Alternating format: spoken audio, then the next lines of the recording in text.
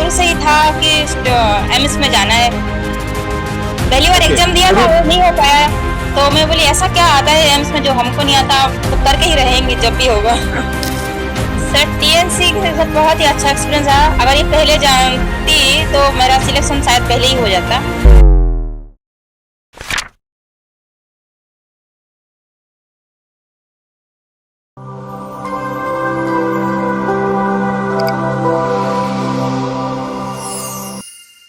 नमस्कार, एक बार फिर से आप सभी साथियों का हार्दिक स्वागत अभिनंदन टीएनसी के इस ऑनलाइन प्लेटफॉर्म में। और इंटरव्यू के सेशंस लगातार चल रहे हैं और इसी यूट्यूब चैनल पे आप लगातार देख पा रहे हैं कि इंटरव्यू पे इंटरव्यू आपको लगातार मिल रहे हैं। इस इंटरव्यू का मेन मोटो है सक्सेस के बारे में जानना, सक्सेस की स्टोरी को जानना, साथ ही साथ जो टॉप रैंकर्स है किस प्रकार से मेहनत करते हैं उसके बारे में जानना। तो आज हमारे साथ है बहुत ही शानदार रैंकर्स जिन्होंने लिए बहुत ही बड़ी सफलता, और वो सफलता इतने हार्ड वर्क के बाद, इतने स्ट्रगल के बाद वो सफलता मिली है। तो इस सफलता का जो पूरी जर्नी है वो हम आपके साथ शेयर करने वाले। तो सबसे पहले तो बहुत बहुत बधाई और शुभकामनाएं प्रतिभा मिश्रा जी को, ऑल इंडिया रैंक 159। नमस्ते सर। कैसा लग रहा है? एक बहुत ही जबरदस्त रैंक आपने हासिल की है। बहुत ही खुश सर, बहुत ही खुश। बहुत ही जबरदस्त रैंक आपने हासिल की है, और ये रैंक एक अपने आप में अब बयां करती है आपके संघर्ष की स्टोरी। सबसे पहले आज आपसे बहुत चीजें जानेंगे, बहुत सारी चीजें पूछने वाले हैं कि इतनी बड़ी रैंक कैसे आई, कब से शुरुआत कर दी, कितना संघर्ष रहा है। तो शुरुआत करते हैं आपके इस इंटरव्यू की आपके अपने इंट्रोडक्शन से। Yes sir, my self Pratibha Mishra from Odisha. Okay, Orissa के रहने वाले। कब का पासिंग ईयर है आपका? सर 2014 में जीएनएम किया था पुरी से। ओके, 2014। बहुत Yes. लगभग आज की डेट से काउंट करूं तो लगभग 10 साल। अप्रोक्सीमेट 10 साल पहले। 10 साल का लंबा संघर्ष। 10 साल आपने संघर्ष किया है, बहुत ही लंबा संघर्ष। तो इस संघर्ष को बताएं, 10 साल का संघर्ष किस प्रकार से यहाँ तक पहुंचा। शुरुआत से बताएं कि आपने पासिंग किया, उसके बाद आज तक की जर्नी हमें बताएं। यस सर, 14 में जीएनएम पास आउट किया। उसके बाद हम लोग उसमें हॉस्पिटल ज्वाइन कर लिए थे। फिर पोस्ट बेसिक किया 15 में ही। 17 में पास आउट हुए, और मैं फर्स्ट एग्जाम दी थी एम्स का 2016 में, एम्स ऋषिकेश और जोधपुर का कॉम्बाइंड एग्जाम। ओके, उसके बाद मैं हर साल एग्जाम देती थी सर। वैसे ही बस उस समय इतना पढ़ाई का क्या करना क्या पता नहीं चलता। फिर 17 में भी एग्जाम दिया था। Good good. आप 16 में एग्जाम दिया, कुछ नहीं मिला क्योंकि आपको गाइडेंस या प्रॉपर वे में आपको प्रॉपर नॉलेज नहीं हो पा रही थी, तो आपने हर बार 17 में फेलियर झेला। उसके बाद नेक्स्ट कंटिन्यूअसली बताएं कि ये सफर कितना लंबा रहा है। नहीं, कंटिन्यू था। 19 में एग्जाम दिया जो एम्स दिल्ली का था, पूरा वीडियो बेस आया था। उसको देख के लगा कि ये तो हमारे बस की बात नहीं है, अब कुछ नहीं आता हम लोग को। उसके बाद फिर नर्सेट आया 22। फर्स्ट नर्सेट में तो एग्जाम नहीं दिया था। सेकेंड में 21 में वो भी नोटिफिकेशन आया, उस समय ही पता चला। उस 1 मंथ ही मैंने पढ़ाई किया था उसमें यूट्यूब से, तो उसमें कुछ नहीं हुआ, क्वालिफाई भी नहीं हुआ। ओके यार, ये तो बहुत बड़ी एक मैं लंबा संघर्ष कह सकता हूँ कि ये बहुत लंबा संघर्ष होता है, और इतनी बड़ी हिम्मत जो आपने रखी है उसके लिए मैं दिल से सैल्यूट करना चाहता हूँ। उसके बाद बताएं कि फिर क्या किया? फिर मैंने उस समय ऑनलाइन कोचिंग ज्वाइन कर लिया था। ऑनलाइन कोचिंग कर लिया, पूरा थ्योरी पढ़ लिया। 22 में एग्जाम दिया। थ्योरी इतना पढ़ने कि एमसीक्यू प्रैक्टिस करने का समय ही नहीं मिला। थ्योरी तो पढ़ लिया, लेकिन एग्जाम में पूरे क्वेश्चन भी अटेंड नहीं कर पाया था। कुछ नहीं हुआ, फिर से सफलता हाथ खाली के खाली। वो भी गया, छुट्टी लेके गया, सब कुछ बोले कुछ नहीं हुआ। 3 महीना छुट्टी लिया, क्या हुआ? फिर भी हार नहीं माने। फिर नेक्स्ट 22 में आपका वीडियो आया था एक कि कौन सा रैंक में कितना मिल जाएगा, ये वाला रैंक। उस समय पता चला टीएनसी के बारे में। फिर मैं टीएनसी ज्वाइन कर ली 3 दिसंबर में ज्वाइन कर ली 22। ओके, बिल्कुल आपको सफलता नहीं मिली और आपको लगा कि कौन सी दिन तक मेरा एक वीडियो बहुत बड़ा वायरल गया था, उस वीडियो को आपने देखा था और उस वीडियो को देखने के बाद टीएनसी के बारे में आपको पता लगा कि हाँ, टीएनसी भी कोई चीज है, उसको ज्वाइन करना चाहिए। और उसके बाद आपने दिसंबर 2022 में टीएनसी का दामन थाम लिया। यस टीएनसी के साथ आपने दामन थामा और कंटिन्यूसली मेहनत करते गए। कौन सा प्लान ज्वाइन किया था? Sir, MCQ plus test series. Okay, MCQ plus test series का प्लान आपने ज्वाइन किया। उसके बाद कौन सा एग्जाम दिया? उसके बाद फर्स्ट मैंने 15 दिन बाद दिया था जिपमर का एग्जाम। Okay, good. और उस जिपमर के एग्जाम में भी कुछ पता नहीं चला क्या हुआ क्या नहीं। फिर Okay. कंटिन्यू टीएनसी का टेस्ट सीरीज देते थे, वीडियो ये भी नोट डाउन करते थे क्या गलत हुआ क्या नहीं। फिर अचानक से आ गया नर्सेट 4 वेरी गुड। जून में। जून का भी पूरा एग्जाम दिया, लेकिन उसमें 3 मार्क के लिए मेरा सिलेक्शन ही रुक गया। फिर से खा लिया। फिर से गया, ओके, फिर से हिम्मत नहीं आ रही, फिर से आप तो वो जाना ही है एम्स में, चाहे Okay. जितना टाइम लगता है। फिर से फिर मेहनत TNC करना शुरू कर दिया। यस सर, फिर से टेस्ट सीरीज ज्वाइन कर लिया। ओके, फिर से कंटिन्यूसली चलना शुरू। यस सर, फिर से कंटिन्यूअसली टेस्ट सीरीज डेली देते थे। फिर से नर्सेट 5 में फाइनली अब मिला सक्सेस। कौन सा आपको इंस्टीट्यूट मिला है? एलोकेटेड कौन सा हुआ है इस समय? CNC Kolkata sir. ओके, बिल्कुल आपके घर के नजदीक है। आपने सीएनसीआई कोलकाता को चूज किया है। एक बहुत ही अच्छी रैंक के साथ आपने सीएनसीआई कोलकाता को चूज किया है। अब मैं सारे बच्चों को एक चीज यहाँ पे कंक्लूड करना चाहूंगा कि भैया बहुत ही जबरदस्त जर्नी रही है। 2014 से लेके अगर मैं बोलूं तो 2024 ही आ गया, समझो 10 साल की जर्नी। और इतना बड़ा पेशेंस जो आपने रखा है, सच में मैं सैल्यूट करता हूँ कि अगर दिल में ठान लिया तो ठान लिया, सिलेक्शन से लेना ही है। तो मैं एक चीज आपसे बहुत जबरदस्त, मैं आपके संघर्ष स्टोरी में सबसे खतरनाक जो चीज जान रहा हूँ वो है आपका पेशेंस। इतना बड़ा धैर्य और इतनी बड़ी हिम्मत कहाँ से लेके आए आप? सर 16 में पहला एम्स दिया था, अब तो एम्स में जाना ही जाना है, मतलब चाहे जितना दिन लग जाए। ओके, ठान लिया तो ठान लिया। इसके पीछे कोई स्टोरी है क्या कि भैया नहीं, किसी ने बोला कि पड़ोसी ने तुमने एम्स में काम नहीं कर सकती और मैंने ठान लिया कि अब की बार तो मुझे कुछ करना है, ऐसी कोई स्टोरी है तो वो भी जरूर शेयर करें। ऐसे तो कोई स्टोरी नहीं है, लेकिन मुझे शुरू से ही था कि एम्स में जाना है। पहली बार एग्जाम दिया था, वो नहीं हो पाया, तो मैं बोली ऐसा क्या आता है एम्स में जो हमको नहीं आता, तो करके ही रहेंगे जब भी होगा।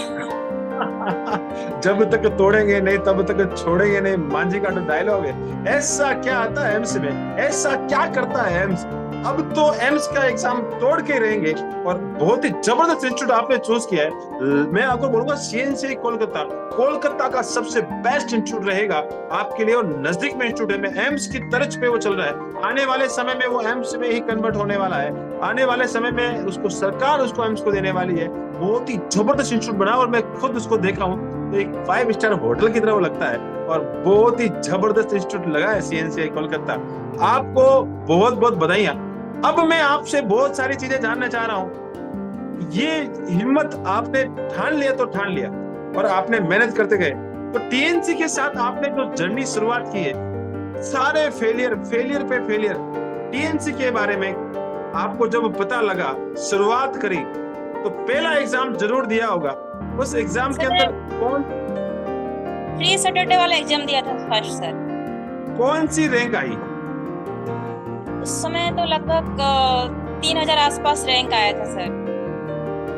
बहुत ही खतरनाक, बहुत ही पीछे में रैंक थी। तो आपको नहीं लगा कि यार ये सिलेक्शन शायद बस की बात नहीं, इतना लंबा संघर्ष करवा रहा है? नहीं, वो देखने के बाद पता लगा इसमें से तो हमको कुछ नहीं आता है एग्जाम में। अब तो इस जो टेस्ट सीरीज दिया था उसमें फिर अगले सैटरडे भी एग्जाम दिया। 2 सैटरडे के एग्जाम देने के बाद मैंने टीएनसी ही ज्वाइन कर लिया। अब देखा जाए इसमें क्या आता है, इसको हम ज्वाइन करते हैं। ये बहुत ही जबरदस्त बात है। आपका ये डायलॉग बड़ा फेमस रहता है, देखा जाएगा कि क्या आता है, इसको देखते हैं, इसको देखते ही देखते हैं। तोड़ेंगे इसको। टीएनसी क्या चीज है? टीएनसी के क्वेश्चन सब बोलते हैं हार्ड है, क्वेश्चन बनाते हैं, देखते हैं इसमें भी क्या आता है, इसको भी ज्वाइन कर लेते हैं। और आपने ज्वाइन किया और लगातार मेहनत करते गए। अब मैं आपके टीएनसी के एक्सपीरियंस के बारे में पूछना चाह रहा हूँ। जब आपने ज्वाइन किया, लगातार मेहनत कर रहे थे, लगातार आगे बढ़ रहे थे, तो कैसा रहा टीएनसी के साथ एक्सपीरियंस आपका? सर टीएनसी के साथ बहुत ही अच्छा एक्सपीरियंस रहा। अगर ये पहले जानती तो मेरा सिलेक्शन शायद पहले ही हो जाता।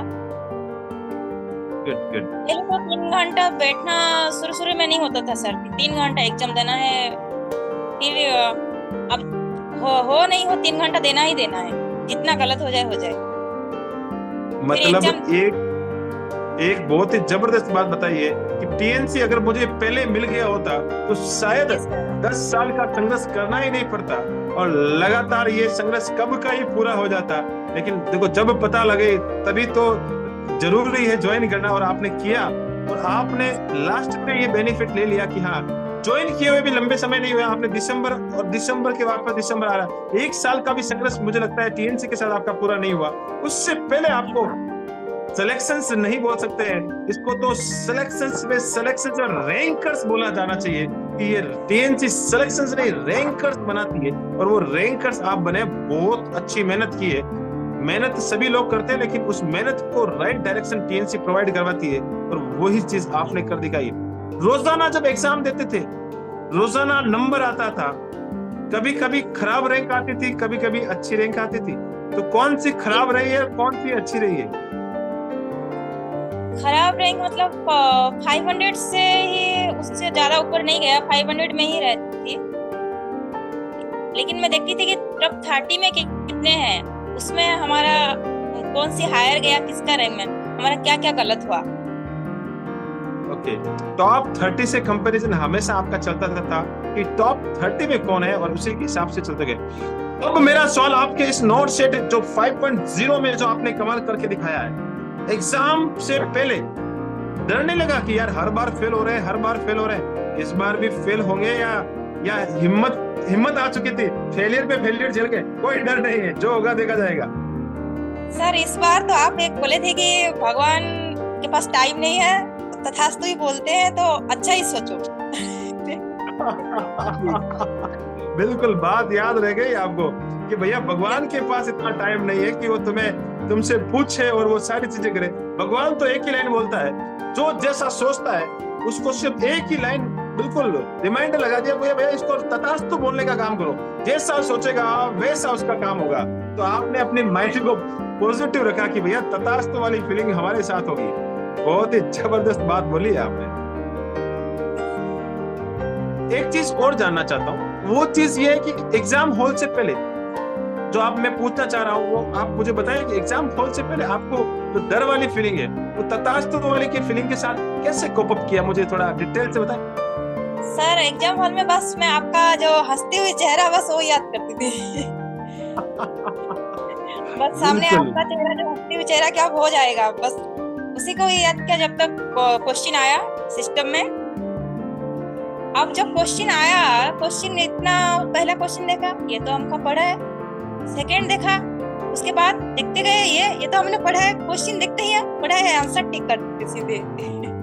ओके, सीधा 6 लगाते गए और टीएनसी के साथ क्वेश्चन मैच कर रहे थे, तो आपने बहुत ही जबरदस्त अच्छा स्कोर किया। कितने क्वेश्चन आपने अटेम्प्ट किए? सर मैंने थोड़ा ज्यादा कर लिया था, 93 कर लिया था। गलत कितने हो गए? 22। वेरी गुड, 93 में से 22 आपके गलत हो गए। रिजल्ट आने से पहले घर आ गए, और घर आके टीएनसी के स्क्रीनशॉट आपने टेलीग्राम ग्रुप में देखे होंगे, तो लगा इस बार सिलेक्शन हो जाएगा। मैंने सब टीएनसी का जितने भी सब देख के मेरा काउंट लगभग मैं कर ली थी कि मेरा मार्क तो इतना आ जाएगा, मुझे पता था। मतलब मैं देख ली, मैच कर ली पूरा, मेरा नोटबुक, क्वेश्चन, ये सब आके ही तुरंत। जो डाउट था, जो कंफर्म था, उसको देखा ही नहीं, ये तो होगा ही होगा आंसर। तो इस बार ऐसा फीलिंग आया था कि रैंकर्स बन जाएंगे? वो नहीं था सर, मैं कि मेरा 500 के बीच आ सकता है, ऐसा आस लगाया था। ओके, उम्मीद लगाई थी कि हो सकता है। लेकिन इतनी 159 आ जाएगी ये तो सोचा ही नहीं था। और वो बड़ा जबरदस्त तरीके से इस बार रैंकर्स आपने बनाए। लास्ट में मेरा सवाल, बच्चे जानना चाह रहे हैं कि कौन कौन सी बुक्स, वैसे बुक्स तो क्या बताए, 10 साल की बुक्स, इतनी लंबी बुकें हो गई होगी, 10 साल का संघर्ष रहा है, तो बुक्स बता दें कि 10 साल में कौन कौन सी बुकें आपने पढ़ी है? मैंने तो कोई बुक नहीं पढ़ी थी, बस टीएनसी की फॉलो कर रही थी। आपने पिछली बार बोले थे कि बेसिक बुक पढ़ना जरूरी है, तो मैंने अभी नर्सेट 5 के लिए लिया, पीआर यादव और एनक्लेक्स लिया था। तो जितनी बार पिछले जो एग्जाम होते थे उसमें कोई बुक्स प्रेफर करते थे या ऐसे कुछ नॉर्मली जो जहां तहां से मिला वहां पढ़ लिया? बुक्स नहीं, मैंने जो ऑनलाइन कोचिंग किया था उसका पूरा थ्योरी पढ़ा था। ओके, थ्योरीज के नोट्स पढ़े, उसके अलावा आपने कोई कॉम्पिटिटिव गाइड्स नहीं पढ़ा, और वो आपको इतना ही बेनिफिट कर पाता था जितना हो पाता था। अब एमसीक्यू प्रैक्टिस आपने नर्सेट 5 से पहले मैंने पीआर यादव और मौसपी किया। जब मौसपी किया तो देखे कि ये सारे क्वेश्चन तो हमने टीएनसी में कर चुके हैं। बिल्कुल ऐसा फीलिंग आता है कि ये सारे क्वेश्चन तो उसकी लैंग्वेज तो ऐसे मैच कर जाती है, आपको लगता है कि यार ये तो बिल्कुल आसान सा लगता है, ये तो बेसिक कंसेप्ट हमें आता है, पहले से आता है, तो बहुत ही आसान हो जाता है। लास्ट में मेरा आपसे एक बहुत ही जबरदस्त क्वेश्चन, वो क्वेश्चन ये है, सारे बच्चे जानना चाहते, इतना लंबा संघर्ष, इतनी बड़ी मेहनत, हिम्मत नहीं हारना, लगातार चलते रहना, इतनी हिम्मत को बनाए रखना, ये बच्चों में बहुत ही कम पाई जाती है। बहुत बच्चे 2 एग्जाम देके हार जाते हैं, 3रा एग्जाम देके हार जाते हैं। आपने तो इतना लंबा संघर्ष देखा है, तो बच्चे आपसे जानना चाह रहे हैं कि आप हमें बताएं, हम हिम्मत नहीं हारें, हम किस प्रकार से मेहनत करें और किस प्रकार से एक अच्छे रैंकर्स बने। अगर आपको एम्स में जाना है तो सबसे पहले तो टीएनसी ही ज्वाइन करो। भैया एम्स का रास्ता टीएनसी से ही जाता है। पता चले कि हम कहाँ पे हैं, कितना क्वेश्चन हमको आता है कि नहीं आता है, ये सब पता चले। चलो बहुत ही अच्छी बात बताई आपने, एक्सपीरियंस अपना शेयर किया कि भैया एम्स में अगर जाना है तो टीएनसी के साथ, कॉम्बो प्लान के साथ आप आगे बढ़े, मेहनत करें और लगातार चलते रहे, हिम्मत नहीं हारे, और ये जो आपके सजेशंस है वो बच्चे फॉलो करेंगे आने वाले फ्यूचर में। और सच में बहुत ही जबरदस्त आपका ये इंटरव्यू रहा है। मैं खुद एक मोटिवेशन हूँ कि आप लगातार हिम्मत नहीं हारिए ना, ये बहुत बड़ी चीज बताइए।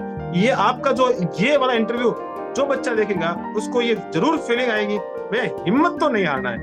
अगर ठान लिया तो ठान लिया, अगर जब तक वो बता ना तोड़ेंगे नहीं तब तक छोड़ेंगे नहीं भैया। तुम्हें एम्स, तुम्हारी जो तुम सोच रहे हो ना कि मैं एम्स हूँ, तो मैं भी वो कोई कम नहीं हूँ। एम्स है तो तुम हो, लेकिन मैं भी एक जिद्दी एस्पिरेंट हूँ, रात्रि चलूं, 100% तोड़ के रहूंगा, और वो आपने करके दिखाया और बहुत ही अच्छा इंस्टीट्यूट अपने घर के नजदीक चुना। बहुत बहुत धन्यवाद। आपने इस इंटरव्यू सेशंस को अटेंड किया, इसके लिए भी आपको बहुत बहुत धन्यवाद। आप ऐसे ही अपना नाम, अपने माता पिता का नाम, जिस धरती से आते हैं पूरी जगन्नाथ का नाम, और साथ ही साथ जितने भी गुरुजनों ने आपका हेल्प किया, मेहनत किया और आपको इस ऊंचाइयों तक लेके आए, उन सभी का नाम और साथ ही साथ टीएनसी का नाम हमेशा रोशन करते रहे। जय हिंद, जय Bharat and Vande Mataram. Thank you so much, thank you so much. जय जगन्नाथ।